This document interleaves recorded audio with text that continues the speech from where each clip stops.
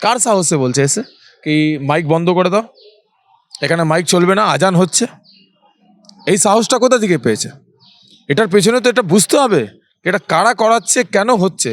এটা হচ্ছে কারণ এখানকার যে সরকার, এখানকার যে গভর্নমেন্ট, যে তৃণমূল সরকার, সেই তৃণমূল সরকারের যে সুপ্রিমো মমতা বন্দ্যোপাধ্যায়, উনি পরিষ্কার বলেছেন, ঈদের নামাজ পড়ে রেড রোড থেকে বলেছিলেন, হিন্দু ধর্ম গন্দা ধর্ম, কাফির কে খিলাফ লড়না হোগা। কাফির কারা? মমতা বন্দ্যোপাধ্যায় যারা যা দুর্গা পুজো করে তাকে কাফির বলছেন। মমতা বন্দ্যোপাধ্যায় যারা মা কালীকে পুজো দেয় তাকে কাফির বলছেন। মমতা বন্দ্যোপাধ্যায় যারা ভাইফোঁটা দেয়, যারা দোল খেলে, বা যারা অন্নপূর্ণ পুজো করে, যারা মা শীতলার পুজো করে, যারা বাবাকে জল ঢালতে যায়, সেই বাঙালি হিন্দুদেরকে কাফির বলছেন।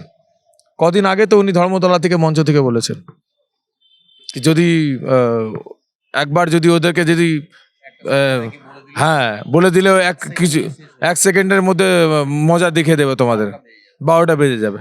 এই কথাটা তো রাজ্যের মুখ্যমন্ত্রী বলছেন, যিনি পুলিশ মন্ত্রী বটে। তো আজ যখন ওনার মেয়র ফিরহাদ হাকিম যখন বলছেন কি যারা ইসলামে যারা জন্ম নেয়নি তারা দুর্ভাগা, তো এরকম কথা, মানে এখানে কোটি কোটি বাঙালিদেরকে দুর্ভাগা বলছে, এই সাহসটা পাচ্ছে কোথা থেকে? অর্থাৎ আমাদের এই পশ্চিমবঙ্গের মধ্যে, এই পশ্চিমবঙ্গ আজকে দেশের জন্য একটা অনেক বড় বিপদ হয়ে গেছে। কি করে এগিয়ে বাংলা, কি কেন পাল্টাবো না?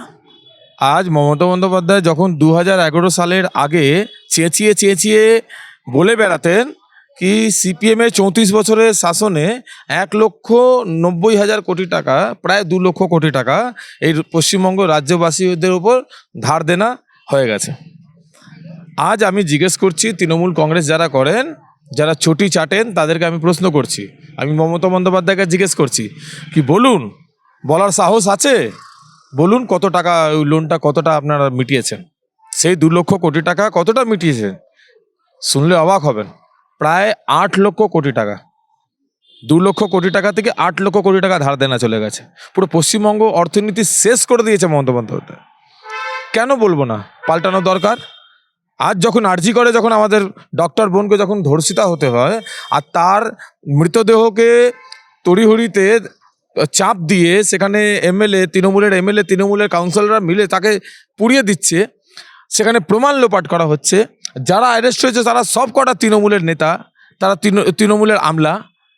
তো আজ আমি কেন বলবো না, কেন ওই পশ্চিমবঙ্গে মানুষ কেন বলবে না পাল্টানো দরকার? আজ যখন কসবা ল কলেজে যখন আমাদের একটি বোনকে গ্যাং রেপ করছে, ওখানকার তৃণমূল কংগ্রেসের ছাত্র পরিষদের নেতা মনোজিৎ বলে, তার ছবি রয়েছে অভিষেক ব্যানার্জির সাথে, বিভিন্ন নেতাদের সাথে, তো কেন বলবো না পাল্টানো দরকার? আজ প্রদীপ মণ্ডলের 2 ভাই 3 ভাইকে কিভাবে খুন করা হয়েছিল?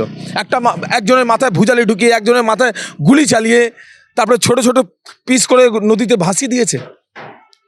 বাইকের পেছনে দড়ি বেঁধে, পায়ের দড়ি বেঁধে, পুলিশের সামনে ঘর থেকে টেনে পায়ের দড়ি বেঁধে, আর কিলোমিটার পর কিলোমিটার তাকে মানে টেনে নিয়ে গেছে, আর নিয়ে গিয়ে নদীর চরে তাকে কেটে খুন করে দিয়েছে। একই বাড়িতে 3 ভাই খুন হয়েছে। কোনোদিন শুনেছেন কারোর মুখ থেকে এই কথাগুলো? এই পশ্চিমবঙ্গের মধ্যে যদি মা কালীর আরাধনা না হয়, এই পশ্চিমবঙ্গের মধ্যে যদি মা দুর্গার পুজো না হয়, এই পশ্চিমবঙ্গের মধ্যে যদি মা সরস্বতীর পুজো না হয়, এই পশ্চিমবঙ্গের মধ্যে যদি মা শীতলা, মা বাসন্তী, মা বনদেবী, এই পশ্চিমবঙ্গের মধ্যে যদি অন্নপূর্ণা পুজো না হয়, তাহলে এই পশ্চিমবঙ্গ থাকবে না। এই পশ্চিমবঙ্গের কোনো মানে হয় না। যে পশ্চিমবঙ্গের মানুষ সকলে আজ প্রতারিত।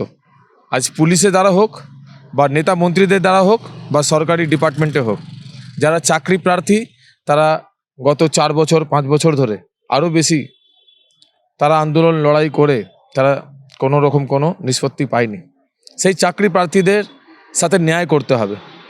যারা আত্মহত্যা করেছেন, যারা আত্মঘাতী হয়েছেন, চাকরি না পেয়ে দিশেহারা হয়েছে, যারা আশাকর্মীরা, যারা আমাদের বিভিন্ন যারা বিভাগে রয়েছে, তাদের জন্য একটি সরকার, যে সরকার এই পশ্চিমবঙ্গের প্রত্যেকটা মানুষের জন্য হবে, সেই সরকার 2026-এর নির্বাচনে এই পশ্চিমবঙ্গবাসী তারা পেতে চলেছে। মুর্শিদাবাদের ঘটনা, ধুলিয়ানে যে ঘটনা ঘটেছে, যেখানে মন্দির ভাঙা হয়েছে, যেখানে হিন্দু মহিলাদেরকে জোর করে তাদেরকে শাঁখা, তাদের সিঁদুর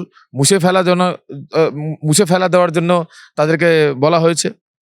সেখানে মায়েরা রাতে অন্ধকারে তারা নৌকো থেকে নদী পার করে অন্য জেলায় আশ্রয় নিতে বাধ্য হয়েছে।